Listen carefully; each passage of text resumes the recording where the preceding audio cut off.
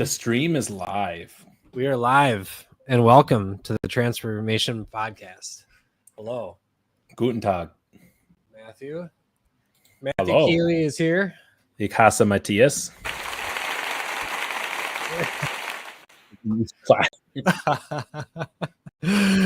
I'm playing with my new toy here.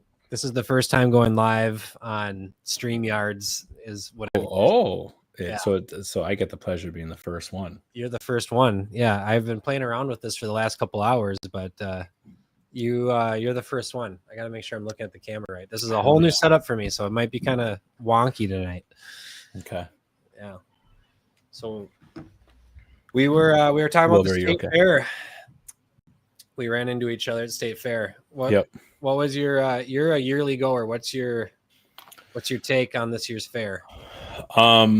One, I would say what made it it's one of the best fairs just for weather-wise. Weather-wise, like over the last 5 years, both days we gone, it was never like, because there's been some times where we've gone and like we're ready to leave by like 2:00 because it's just so hot and humid and sticky. And we're ones that get there like usually pretty much right at open or right after open, because we love getting there where the lines are short, the teenagers aren't there causing chaos and whatever. It's the best time to be there. New food wise, I feel like it was a pretty good year for new food, like good new food. The amount of good looking and variety of new food felt like it wasn't as good as previous years, but the few that we had were really good. Like the pizza cheese curd taco, that was really good. Like I really liked that one.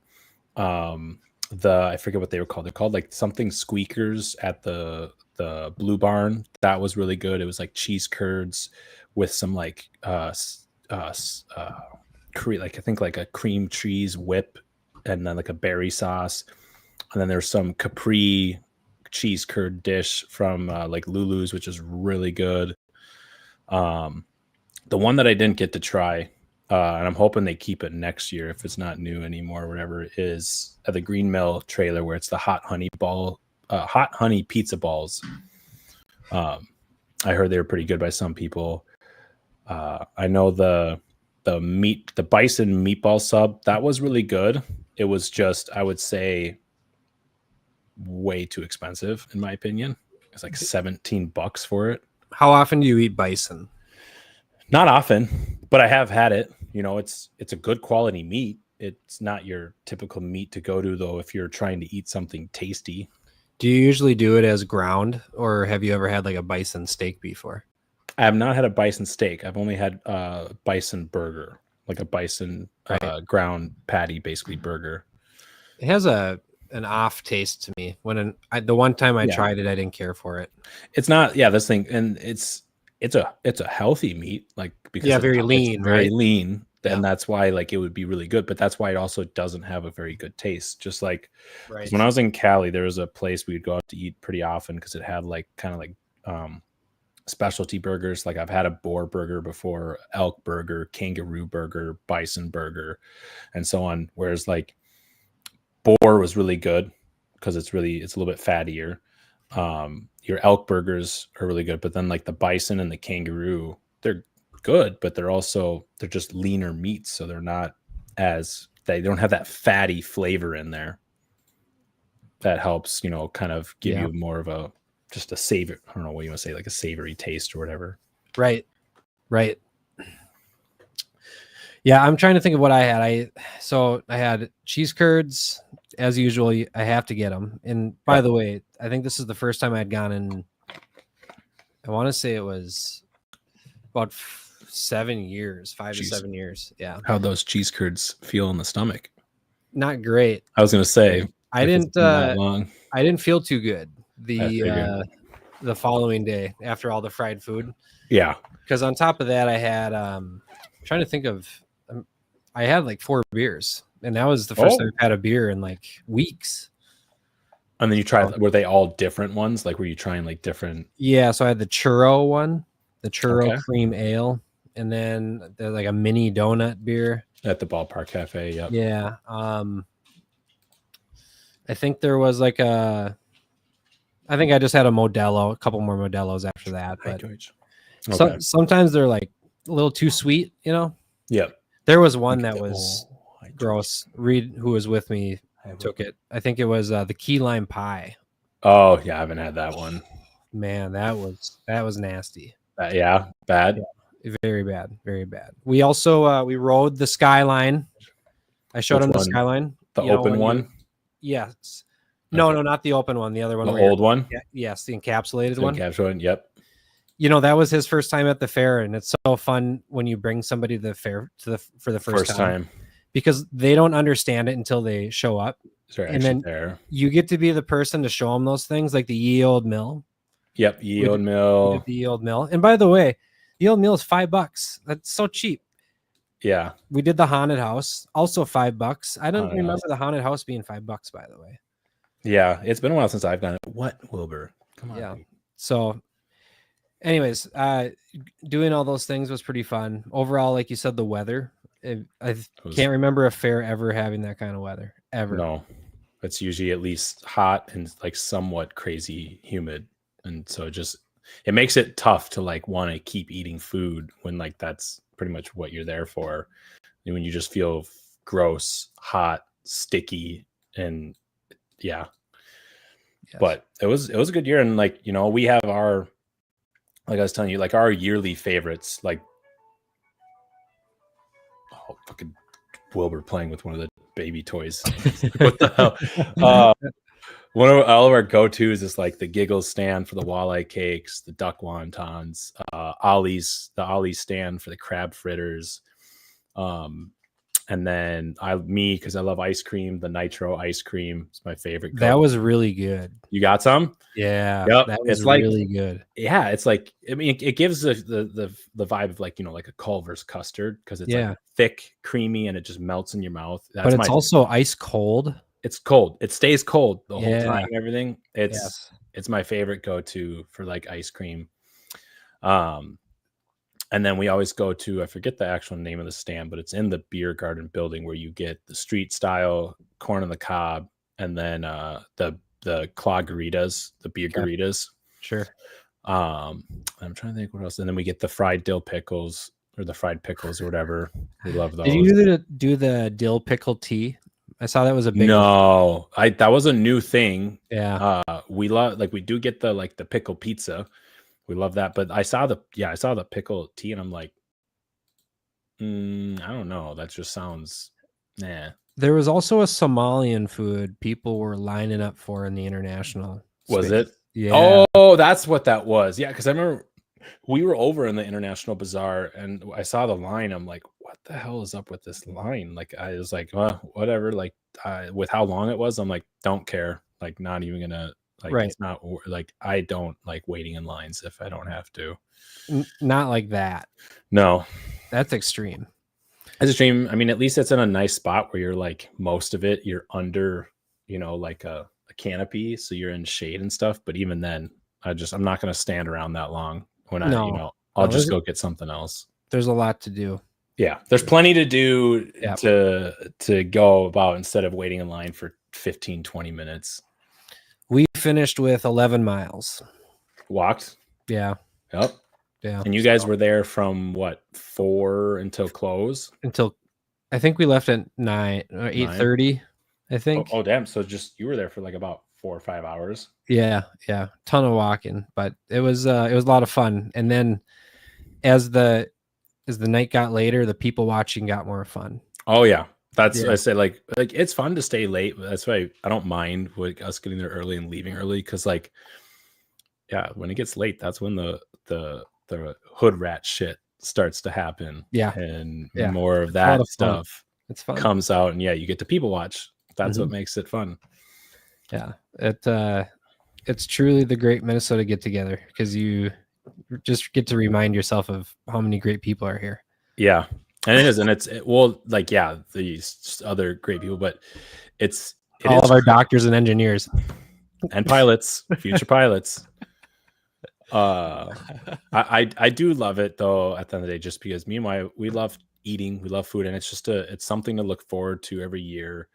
And it's just like, as Minnesotans, we don't have a whole lot to be like, you know, we don't have a lot of things to like we're known for or be proud of. But one of the big things we do have, like, yeah, you could say Mall of America, but even that, like, to me, Mall of America's trash. Ain't that bad. At time, yeah. We can have that discussion after this. Yeah. If you'd like. But the Minnesota State Fair is you can argue, if you look at it overall, like it's the number one fair in the United States. They say the Texas State Fair is bigger just because technically they have more overall attendance to us than Right. But that's only because they're open right all for a whole month. Oh, that's the deal. The Okay, fair goes for a whole month. Our fair only goes for Oh. it's like 10 days. Can you imagine the fair going for a month? If it was a whole month, I can only Holy imagine shit. how much attendance there would be. But ours is just from the second to last Sunday of, it's always the same, second to last Thursday of August until Labor Day. Yep. That's all it is. It's basically like, I think it's like about 10 days, pretty much. 10, 11 days. That's it. So it's not even half a month. And we come close to having the same amount of overall attendance as the Texas State Fair. Yeah. So it's a huge we show up. Yeah. Well, you got people from Wisconsin, freaking North Dakota, South Dakota. Iowa has a pretty big state fair too, don't they? Yeah. Iowa State Fair. I think Iowa State Fair is one of the top ones too. It is a big fair. So New York doesn't have a state fair, or do they? No, I'm sure they do. It's just not in Brooklyn or what? In City Park? It might be up in like upstate or something. I would think maybe. Yeah. It's a good question. Can you imagine setting up in like Central Park for a fair for 10 days? That'd be kind of fun. It's I've never been there, but it's pretty big space. It is a big park. Yeah. Yeah. That'd be kind of cool. But I'm sure it would be pretty difficult moving a lot of people out of there in order to create a fair. So why don't you like the Mall of America? What's that all about? Seriously. I'm curious. It's been overrun by okay, that's where we're going. What do we want to call them? What are they considered? Refugees? Something like that. Yeah, I've seen some videos. The people who keep being caught in these Ponzi schemes of stealing money from the government and shit. Committing fraud, but yet we're supposed to give them refuge and sympathy because they've fled from their dangerous country, but yet they want to come here and just do the exact same things that they did to ruin their country here. I'm sorry. So it's not the mall that you dislike, it's the people at the mall. Yeah. Okay. I can respect that because I'm with you on that. There's, and they've really had to step up security quite a bit there in the after hours. It's a lot of issues with crime. So I was listening to this discussion. I was listening to somebody talk about the recent event that had happened here in Minnesota and how far away our society has pulled away from like a center of like Christianity, like the moral compass, the values and morals. Yeah. And there's no sense of community anymore. There's so much isolation, and that's what creates these events is social isolation. And then if these people might get accepted into these certain groups, like there's these different Telegram groups that you can get in that are like almost like occults, and then before you know it, it becomes sadism. Yeah. Yes. And those people that are socially isolated at one time 40, 50 years ago when communities were tighter, those people didn't slip through the cracks. They still got their attention in some way, shape, or form. And also nobody acknowledged the delusion.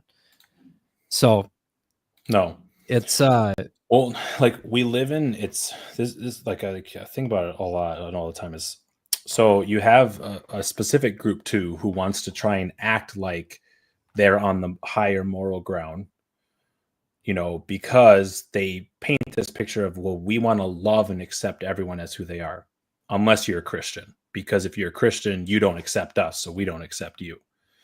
But then it's nothing different than technically someone who's Christian or Catholic, which also can go too far to an extreme where they think because they're a follower of Jesus and Christ and go to church, they're better than other people, because there are people like that. There are people who think just because they have faith and they follow Jesus and Christ, like they treat other people differently, not the way Jesus Christ would treat them, just because they think they're at a higher moral ground above these other people.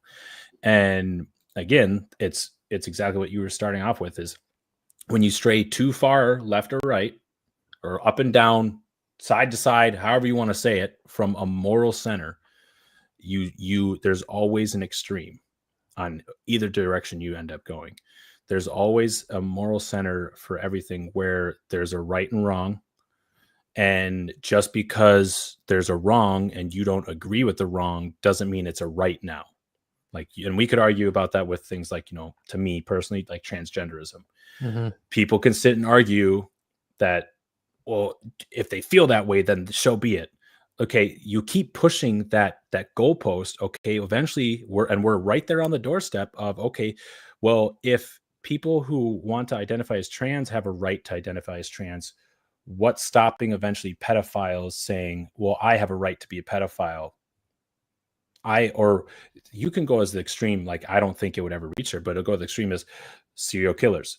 Well, I have a right to be a serial killer because it's in me. Like it's I can't control it. Like it's part of me. You could argue that for anything. Like Yeah. if you want to try and stand on the ground, you could like, yes, there's certain extremes where obviously like arguing that you should be able to serial kill is pretty extreme, and obviously majority of society would not accept it. But the more you keep pushing the goalpost, the more other taboo shit becomes acceptable, even though majority of us don't accept it, but we're only basically allowing it because we don't want to be looked at as like we're bad people, or we're inconsiderate, or we're misogynistic, we're fucking racist, we're fucking homophobic, we're this or that. A lot of these online chat forums and these 4chans that go into these different Telegram groups, they build this like sense of community for these outcasts and these people that feel like they're on the outside. And a lot of times those are what you're referring to, those transgender people, because they feel isolated. Yep. And they have parents like this last person who encourage the delusion and allow them to medicate themselves and allow them to mutilate themselves. And it's kind of like a spiral. And it's what's so funny about all of it is the further and further you medicate yourself, whether it's prescription drugs or hard drugs, the farther and farther the wedge that you drive yourself with God and the truth, because you're numbing yourself. And what this is this isn't a political thing. This is just pure evil. Yep. That's what it's a spiritual thing. This is the devil. Yeah. This is 100% the devil. This is what's being pushed. This is what's being pushed online to these people. And it's like the whole MK Ultra helter skelter thing. This is how these people are manufactured. This isn't a political thing. By the way, anybody that runs to Twitter to brag about the shooter having "fuck Trump" on the gun, like, shame on you. It's not a fucking political thing. Don't be so shallow. Yep. This is purely evil. It's 100% just evil.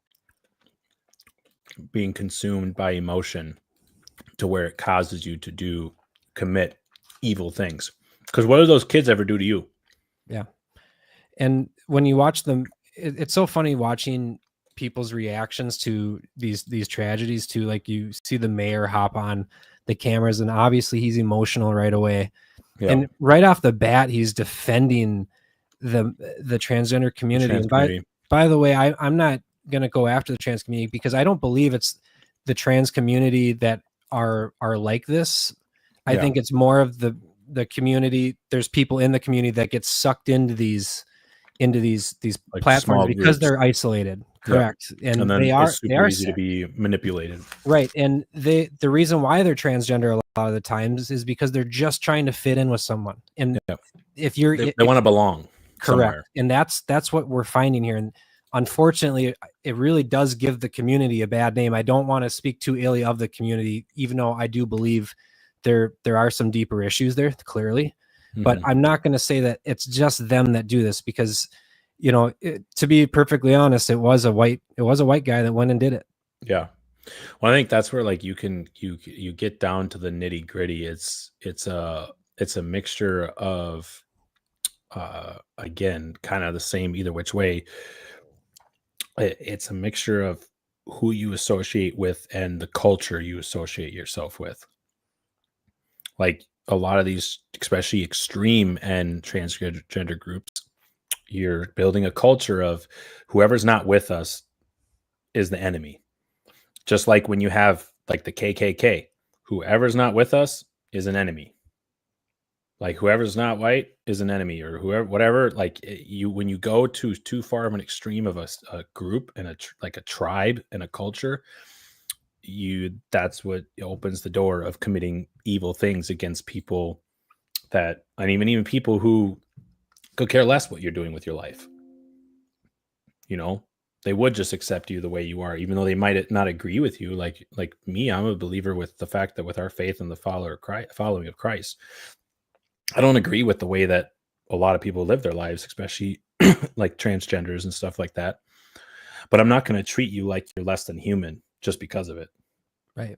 You know, Yeah. I'm not your enemy. But if this right here, if there was some people from those communities saw me talking about this and what I've been saying, right away their mindset goes straight to, oh, this guy's a fucking white cis male who's homophobic, he's transphobic, and he should be hung by a tree and stuff like that. There's some people out there are so sick and twisted that it's like immediately when just one thing is something they don't agree with, they immediately go to violence. They immediately go to like, it's just like, no, like we're all human. We don't have to agree with the way we live our lives, but we can still accept each other.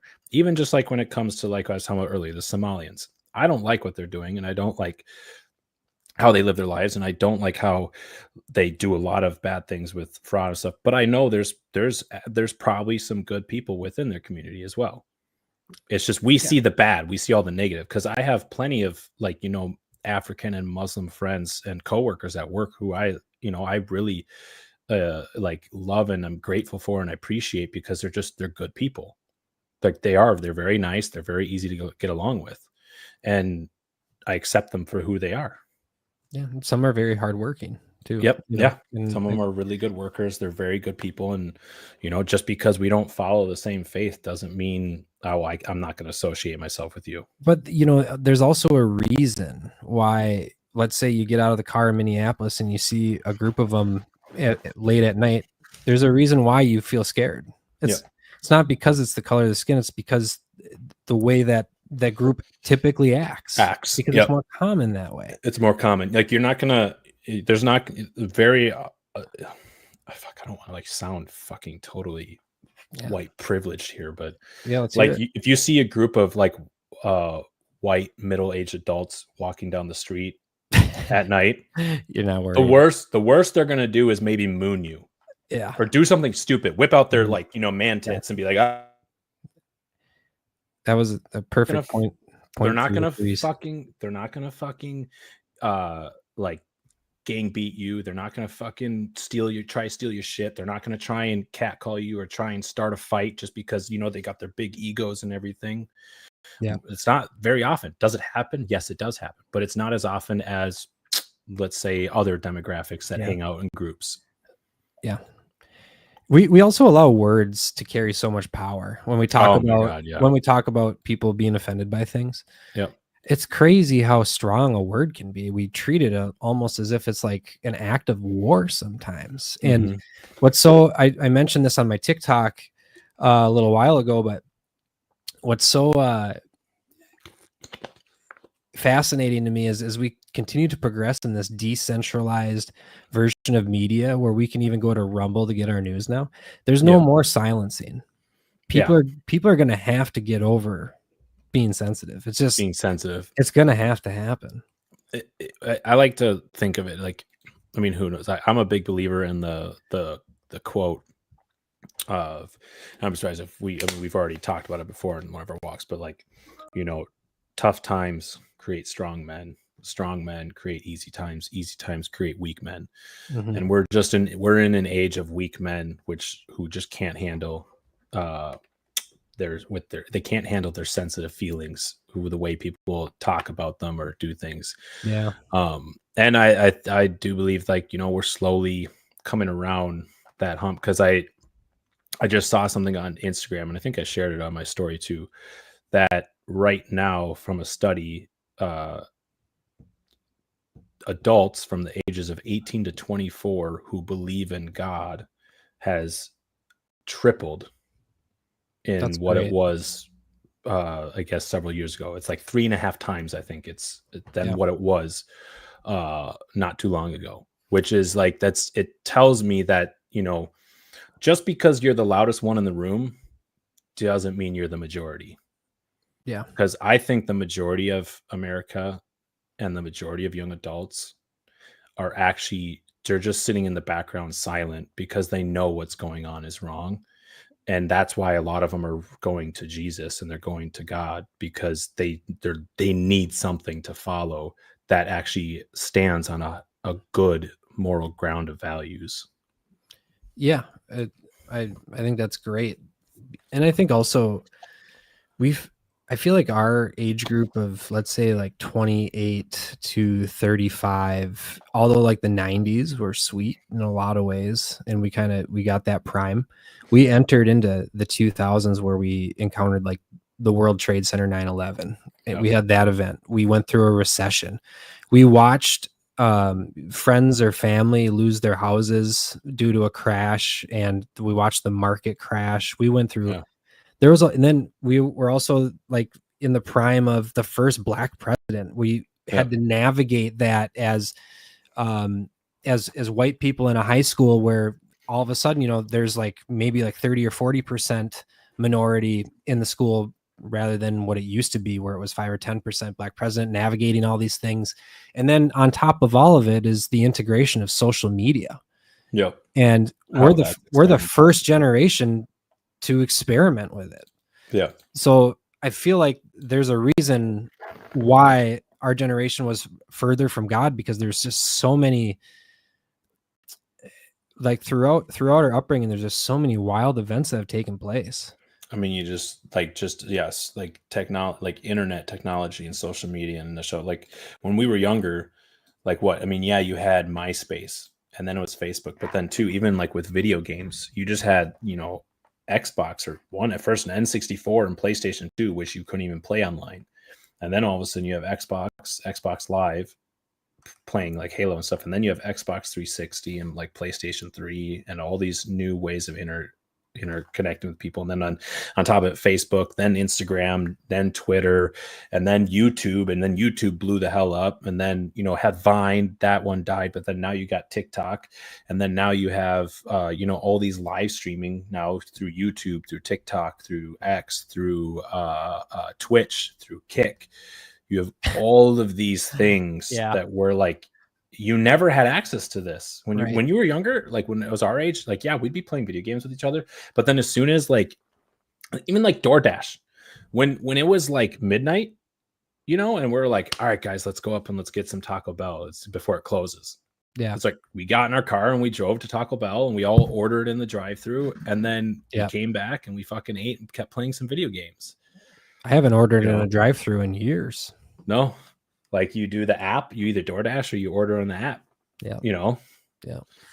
And that's what I did it just the other day where I ordered on the app just because then it's easier to just go pick it up. You get your rewards. You get your rewards, and you I took it to work and everything. And like, it's just crazy. Like how, like, even like, Taco Bell, everything changes with time. Yeah. It's like, you have to appreciate everything in the moment, because this moment and what we're living in is going to be totally different in 10, 20 years. I'm going to switch gears with you a little bit. I mentioned it before we went live, and I just want to mention it again.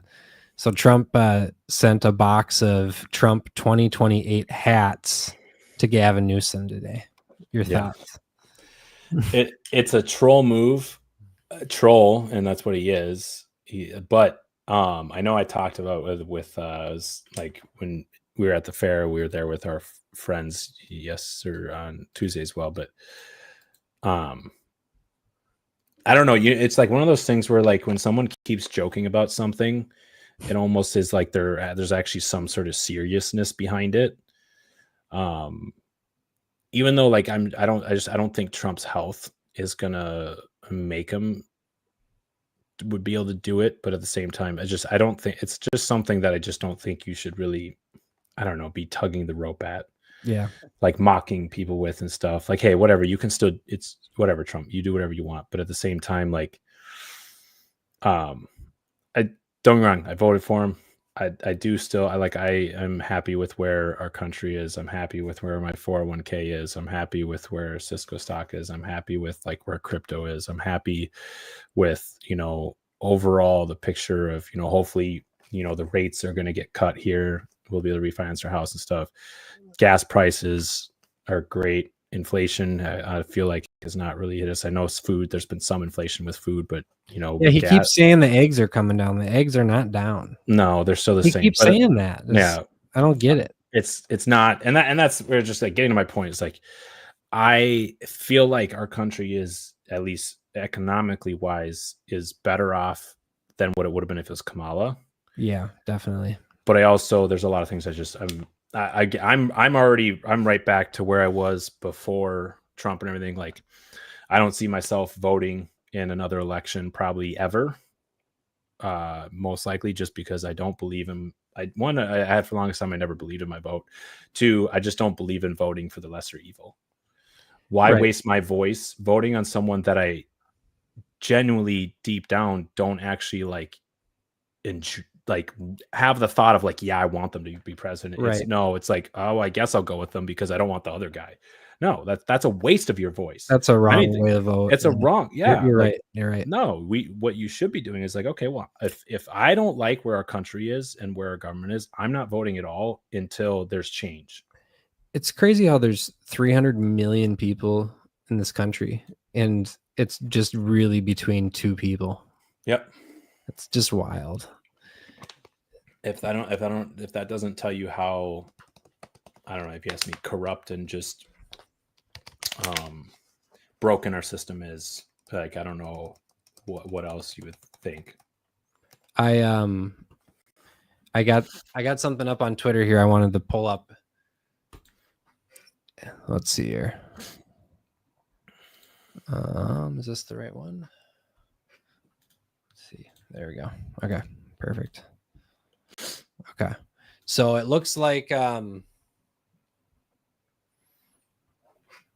Robert Kennedy just made a new announcement regarding prescription drugs. 1 second here. Oh, really? Yeah. I'm trying to like share screen. Yep. There we go. See it loading. Okay. And you should be able to hear it. Hey, everybody. Can you hear it?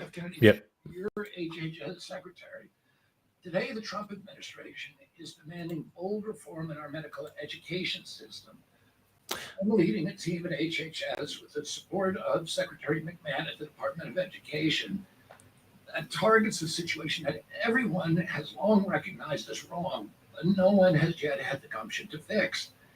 It's the woeful lack of nutrition education in medicine. Poor diet drives America's chronic disease crisis, fueling 7 of our 10 deadliest conditions. Each year, it claims an estimated 1 million American lives through diet-related illnesses. Meanwhile, we pour more than $4 trillion annually into treating these preventable diseases, and we continue to graduate physicians unprepared to confront their root cause. The good news is that diet not only causes these conditions, it can also prevent and reverse them.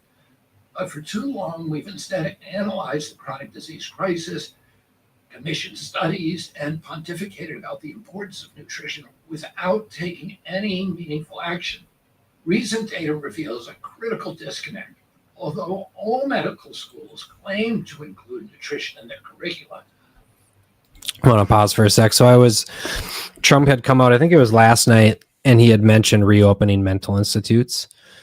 Yes. And yeah. And then Kennedy had mentioned, diet and nutrition. And that's something that I wanted to add to the whole mental health debate is everyone's diet is so fucked.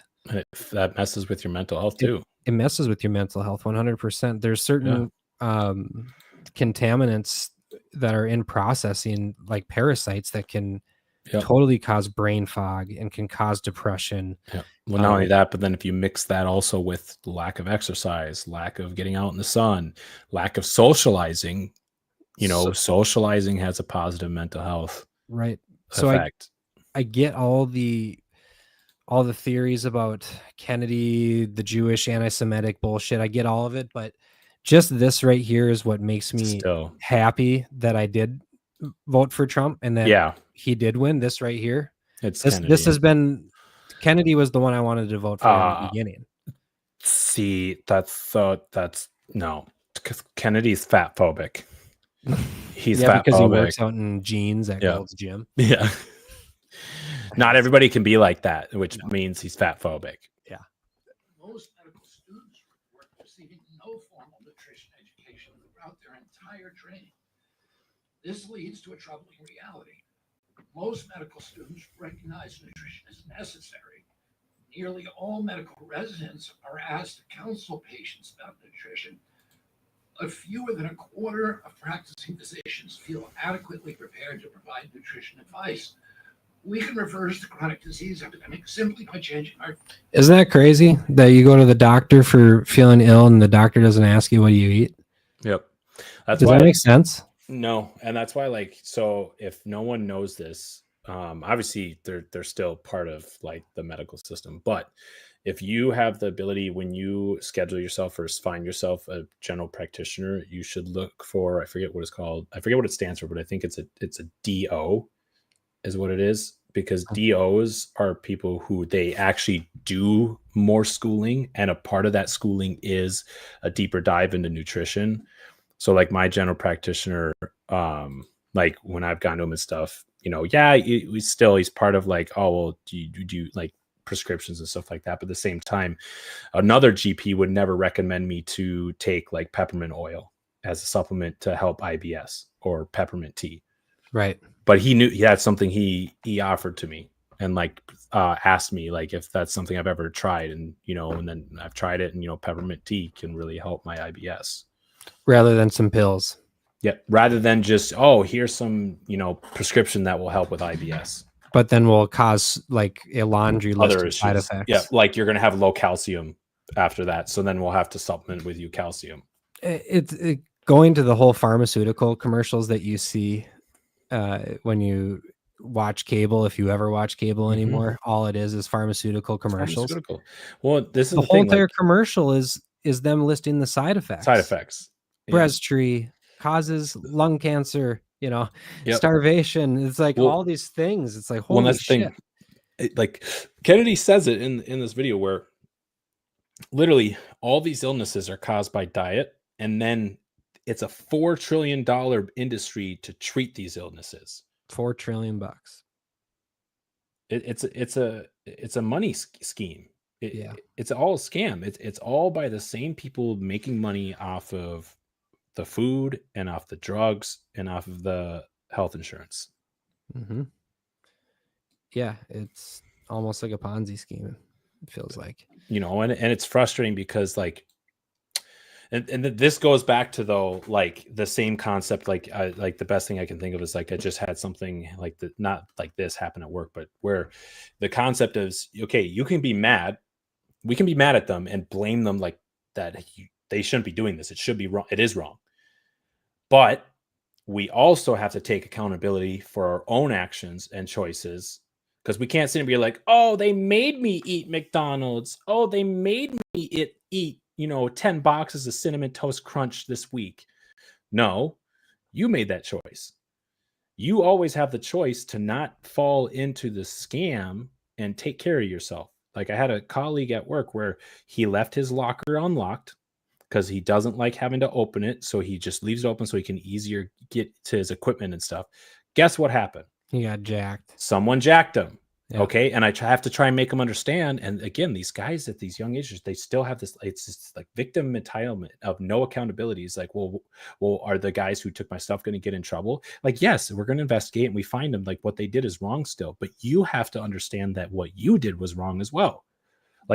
Just just because what they did is wrong doesn't mean now what you did was wrong is like, okay, because, you're not the one who stole the equipment, even though if you just would have locked your locker, it would have never happened as well. Yeah, we wouldn't have this problem if you would we have wouldn't just have locked it. your fucking Yep. locker. And like I told him, it's like, hey, do you leave your car unlocked and running in your driveway overnight just because you want it to be warm when you get in it in the middle of the winter, hoping that, oh, well, no one will take it. No. Now there's a homeless guy sleeping in the back. Damn exactly. So like it's another thing where like, yes, I believe, like I'll sit here and preach like this. It's a whole bullshit scheme. Like it's evil. It needs to be taken care of. But at the same time, just because it exists doesn't mean you have to be a victim in a statistic. Yeah. All right, we'll continue. And lifestyles. But to do that, we need nutrition to be a basic part of every doctor's training. We'll start by embedding nutrition directly into college pre-med programs and testing it on the MCAT. Every future physician should master the language of prevention before they even touch a stethoscope. Yep. Under President Trump's leadership, we are going to systematically transform nutrition education throughout American medicine. For more than 200 of America's medical schools, 13,000 residency and fellowship programs, and ultimately each of the nation's 1.1 million practicing physicians. In the future, doctors won't just prescribe drugs, they'll be able to prescribe diets as well.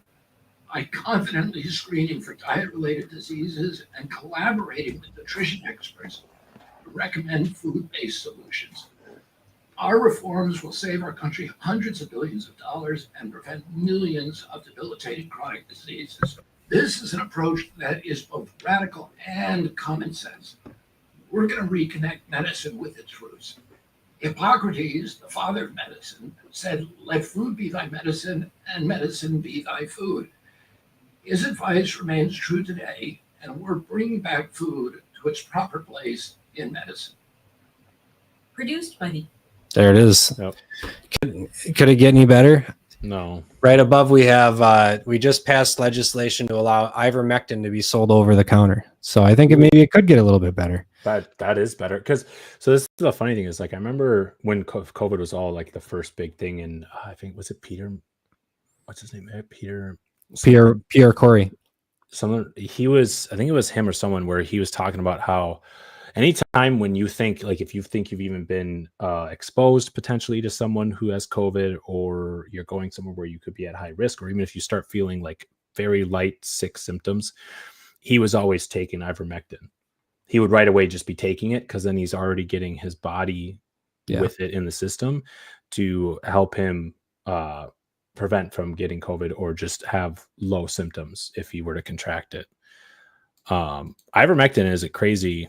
It's one of those things where it's actually a positive drug that has been created, but the funny thing is, the reason why no one ever wanted to use it is because of how cheap it is, and it's not patent. Yeah, it's like what? Funny how that works. $2 for a bottle or something like that. Literally, it's super fucking cheap, and it's super safe. It's super effective. Like, and that's why, like, at the end of the day, like, it's the pharmaceutical companies don't like that because, again, like, what was it that they were using in the hospitals for the longest time? I think it was causing like liver and kidney failure. Was it remdesivir or what the fuck was it? I think it was remdesivir. Right? That's what they were using instead of ivermectin. Mm-hmm. But it was like $2,000 a pill or something like that. $2. Yeah. It was something ridiculous how expensive it was, and it was causing liver failure. And then everybody got upset because Trump recommended hydroxychloroquine. Yep. And then he had mentioned something about bleach, and then everyone thought that he said, drink bleach. Drink bleach, yeah. He clearly wasn't saying drink bleach. No. Clearly, he would never, because if he did, do you think he would have fucking drank bleach at some point in his life? I think obviously he hasn't. My biggest concern with him is the people that he surrounds himself with. Yeah. And it seems like he really sells it. He really sells it as America first, but the actions don't match the America first. No. And as he continues to surround himself with these conservative neocons, it just, and I get that most of the Republican Party is kind of already that way, but it is. Like you were saying, a lesser evil. I don't know where to turn at this point, because I don't condone. Do you think he unknowingly surrounded himself with too many people who were part of it to the point where now he's in the fear for his life. So he's like, he really doesn't have any other choice. Well, it really feels like to me, just been by watching his actions, I'm living every day like it's my last day, and I don't give a fuck. Like, he knows that the end is coming. Yeah. I mean, he wanted to change the name of the Department of Defense to the Department of War, and then the reporter said, "Why?" And he goes, "I'm just going to go ahead and do it." And then he said something like, "I can do anything I want. I'm the president." Just probably sick and tired of answering questions all day long, which I also understand, because I have, a 3-year-old that asks me 1,000 questions all the time. Yeah. It's like, why? Why? Yes. And why? That's exactly what the media is doing all day long, but he welcomes it too. I mean, it seems like he likes to bring it on. He's definitely, as Asmongold says, the content president. Yep. I mean, he is. Yeah. Nobody knows show business better than him. That's for sure. No. But that's, I do like you said, though, Robert F. Kennedy Jr. was really I felt Trump was going to be best for us in our economy in a nutshell as well. But I also, honestly, if RFK Jr. wasn't to endorse Trump, I would have voted for RFK Jr. Even if he didn't have a chance of winning, I would have voted for him. And because you're voting for the guy you want. Yep. I believe in, that he, even though he may have some catchy ties, but who knows, I don't know, RFK Jr. just comes off as a really smart guy. Maybe he purposely has those ties just so he has ways to play the system and play the game. I don't know, because he understood you either have to play the game or you end up with a bullet in your head like his fucking uncle. He would have won if the Democrats didn't fucking ruin his campaign. Yeah, they didn't even allow him to run against Biden, and then they installed Kamala. Yep. They blew it. They could have had the majority, and he would have been the one in charge. But we all know that he's not really the one in charge. Yep. Just a really big fumble. But then again, when Trump got shot, it was all over at that point. It was like, okay, I guess he's going to be the president now. There was. Yep. And he's got that picture up in his office of him, and he's showing it off to the world leaders. He goes, hey, check out that picture. he's so funny. Yeah. He's just despite all the BS, I have to say he's probably one of the funniest people in this country. The amount of trolling and the tweeting, and it's actually hilarious. And from what I've heard from what Bill Maher says,